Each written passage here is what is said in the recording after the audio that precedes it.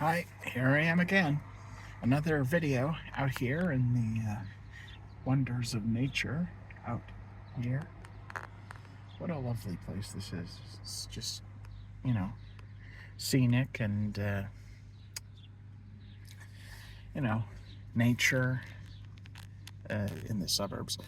Anyway, here is another food testing video. Supposedly, this particular item is a limited time offer and exclusive for Circle K. Hot snack, something or other. A mac and cheese bites. Mac and cheese in what appears to be chicken nugget form. Strange. Interesting. Not quite sure how that's going to work, but okay. But it's another lovely day out here. This particular video is being recorded on Mother's Day, so happy Mother's Day to all of you out there. Beautiful sunshiny day, and let's give this a try. Packaging. Big yellow. Oh my.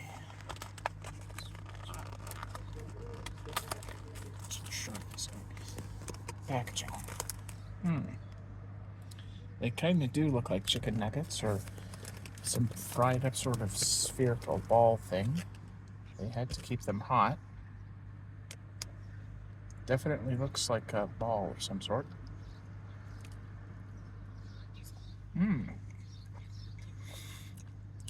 A fried out exterior. So the exterior is breaded and fried. The interior is all soft and orange and kind of cheesy in terms of its taste and flavor. Very nice. Yeah, that's definitely chunks of cheese and macaroni in there. So it's like they took mac and cheese that was already made up, rolled it up into a ball or a scoop or something, covered it up in like breaded stuff, the breaded substance that you used before frying them up, and now they're that.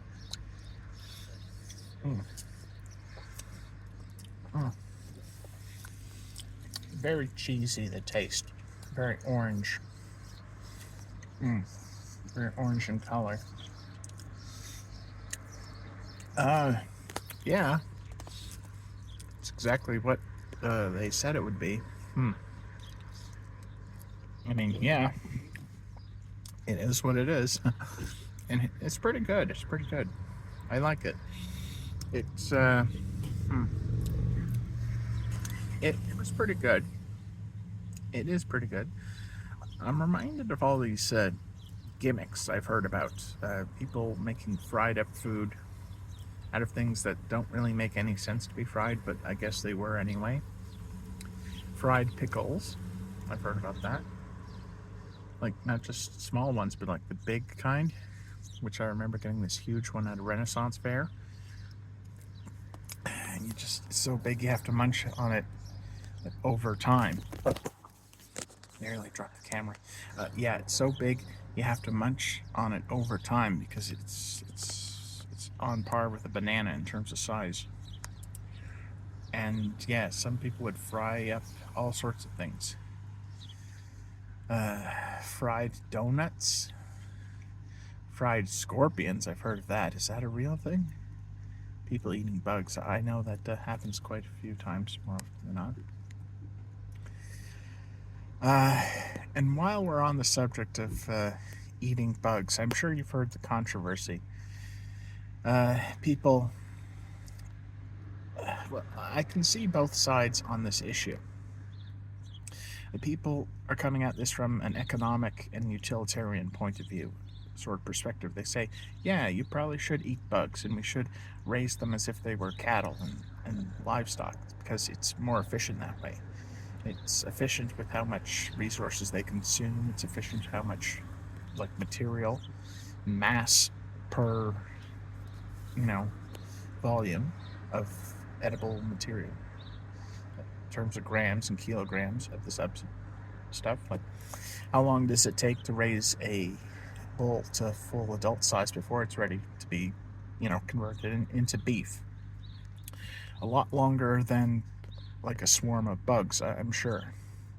So I can see where people are coming from with that.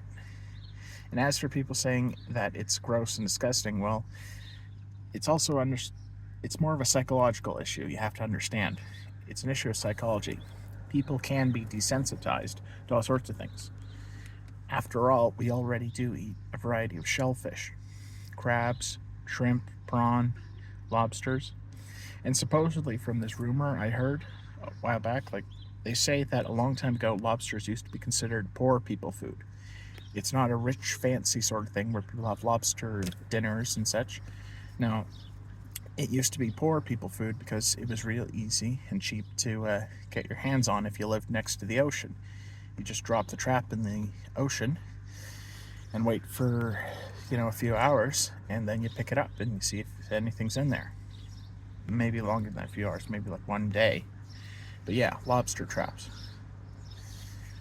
So supposedly, back in the day, it used to be considered poor people food, but, then it gets more ritzy and expensive because, not everyone lives next to the coastline. And thus, things change over time. People get desensitized to it. Now, on the opposite side of this, I can very much see how... The siren appears to be interrupting me. Yeah. So, on the other side of the issue, on the other perspective, that's a fire truck. On the other side of the issue, people who are against this sort of thing, I can see where they're coming from with this sort of thing. It seems pretty darn insulting and let's get real here, rich people are not going to abide by that rule, even if eating bugs becomes really common. You just know for certain wealthy people are not going to abide by that rule, and they're just going to eat beef simply because they can afford the more expensive stuff. And, they have that means of doing so. So really, it does feel like a rich person is telling all the poor people, you know what, you're only good enough to eat bugs and dirt. And that's pretty damn insulting. I can see it. And they're not going to join in on the whole bug eating thing if they can afford to do otherwise. So it does feel like a class conflict sort of thing. And, and people get all disgusted, like, this is so mean. How can you tell people to just eat bugs? That's rude. And yeah, there's going to be duplicity to it. And that's kind of where I can see their point of view on the subject. But then the psychological issue, like, people do get desensitized to things. There's, shrimp, shellfish, mussels, crabs. These are all, like, somewhat insectoid and exoskeletal and invertebrate sort of things that people do fish out of the ocean with intent to eat. And, it's understandable. It's also understandable why certain religions and such would have dietary restrictions based on these things. It is in many ways derived from the tradition of it, but the tradition originates logically because of factors that the people before scientific experiments and such could understand. That they only understand, if you keep eating this stuff, you're going to get sick. So they say, maybe we shouldn't eat that anymore. And thus where you get, dietary restrictions come about on a sociological level. So there's things like that you have to remember. So, Judaism, Hebrewism.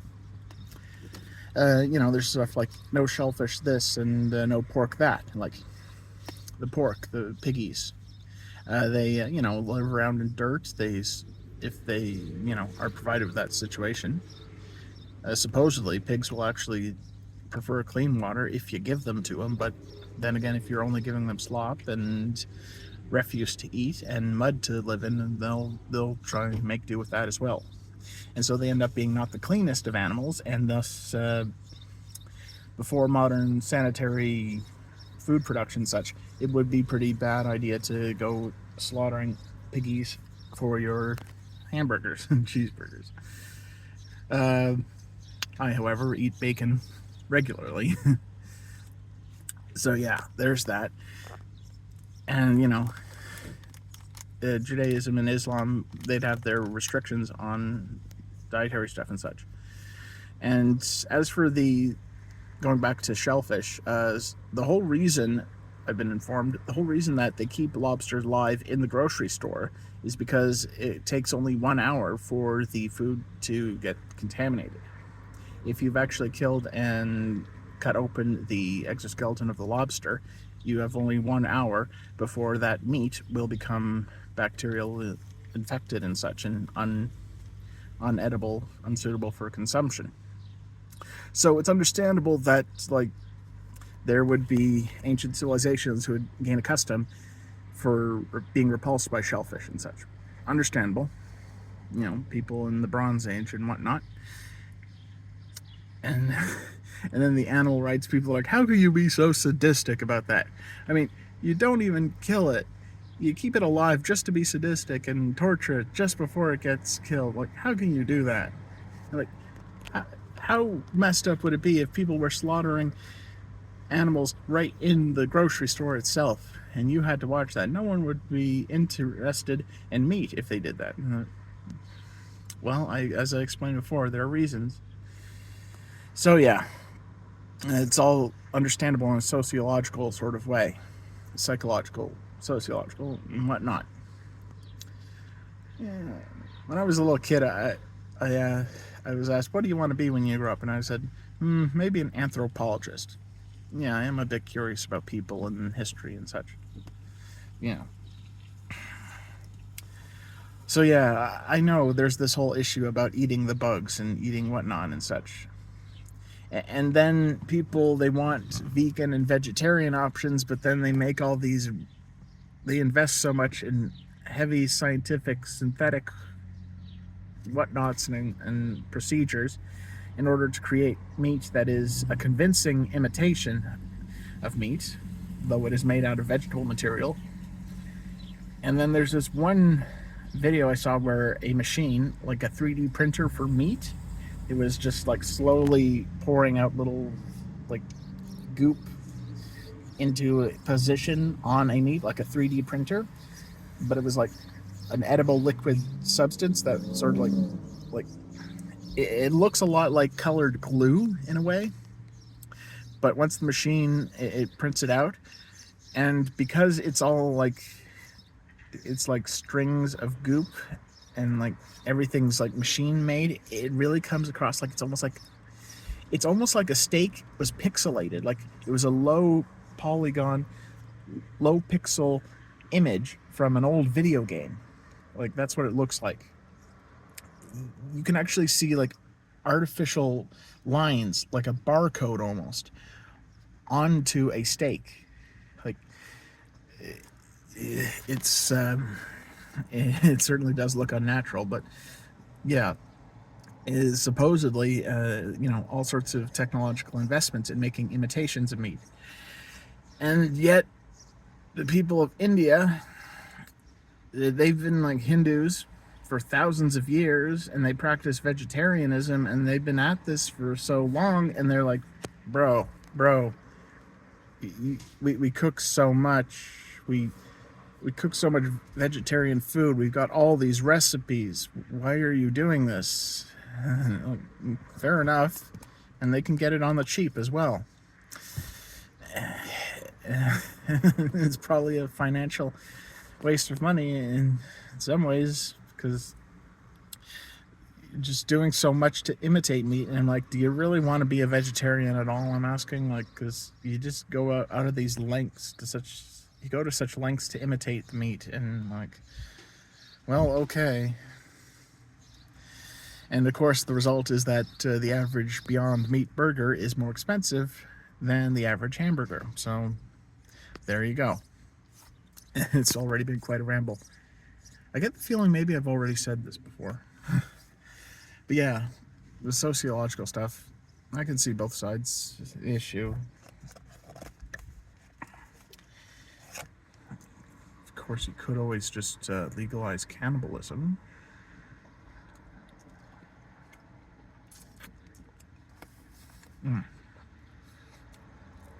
Very simple sort of math, don't you think?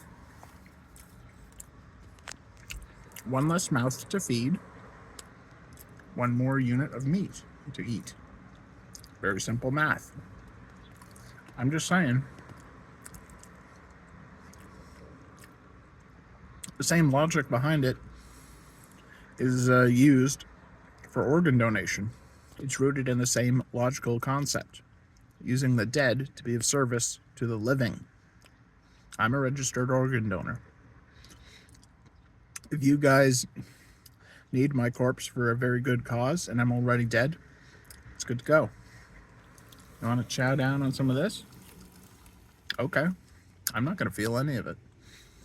You guys want my blood circulating through a living person? Okay. In some strange way, a part of me will still live on within humanity. And strange sort of way of looking at the afterlife.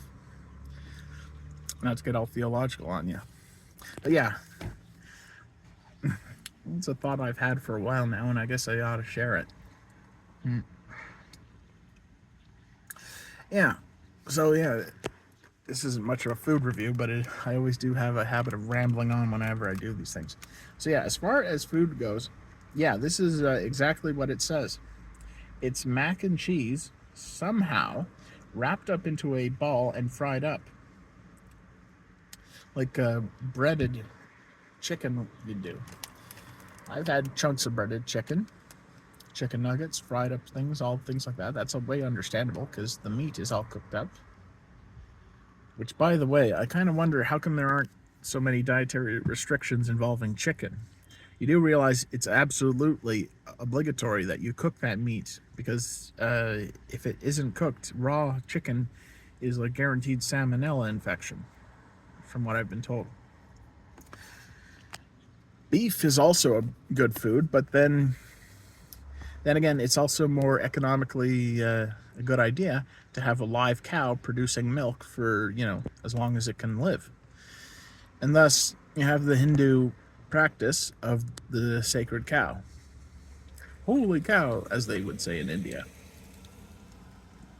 Or maybe they say sacred cow and the rest of the world says holy cow. Yeah. Yeah, it's more economic to keep it around for milk, because milk is nice. And the vegans get all angry at that as well, and they're like, how can you eat dairy products? How can you eat milk and cheese? Don't you know what the cows do? And like, don't you realize there's machines that grab at their udders and suck the milk right out of them? And like, well, actually, I think the cows might want the pressure release, I mean, if you've ever had to hold in a pee in a full bladder, and if you ever had like pustules or anything like that, it's all held under pressure. You want that relief, and I'm sure the cows. Any women out there who are nursing, maybe you could tell me how that feels, because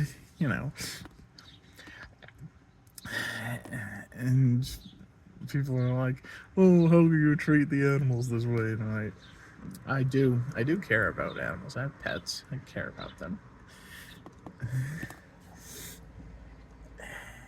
It's the strangest thing. I eat so much beef, but not once has a cow ever swore at me. Not once has a cow ever said any words that are insulting. Only humans do that sort of thing. And yet we are forbidden from eating them, are we not?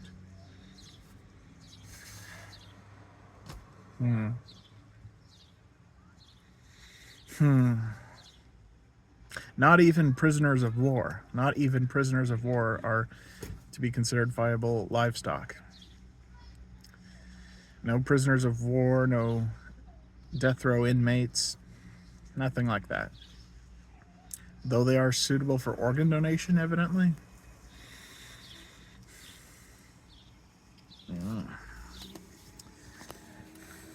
Why is the world this way? Why am I this way? I'm like, oh boy.